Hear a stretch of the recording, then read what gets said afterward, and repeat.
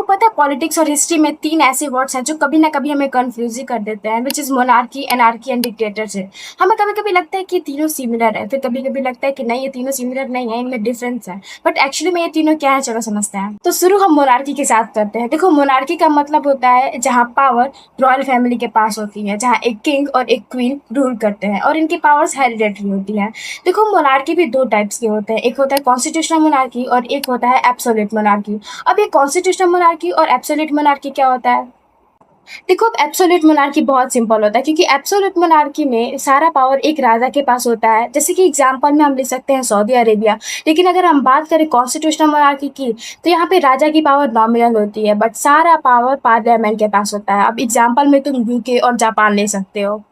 दूसरा है एनार्की जिसका मतलब बहुत सिंपल है जहाँ कोई गवर्नमेंट ही ना हो। अब इसका कोई करंट एग्जाम्पल तो नहीं है बट हाँ फ्रेंच रेवोल्यूशन के वक्त जब मोनार्की गिर गई थी और रूलर्स बार बार चेंज हो रहे थे और लॉ एंड ऑर्डर कोलैप्स हो गया था, उस वक्त हम कह सकते हैं कि एनार्की का फेज चल रहा था। अब तीसरा डिक्टेटरशिप क्या होता है? अब देखो डिक्टेटरशिप अपने आप में एक ऐसा वर्ड है जो अडोल्फ हिटलर के कारण बहुत ज़्यादा फेमस हो गया, जहाँ पर एक लीडर या फिर एक ग्रुप के पास एब्सोल्यूट पावर होता है, कोई ऑपोजिशन नहीं होता है, लॉ एंड ऑर्डर स्ट्रांग होता है बट फ्रीडम नहीं होता है, जिसका कोई मतलब नहीं बनता। अब करंट में डिक्टेटरशिप का एग्जाम्पल क्या है तुम कमेंट में बताओ।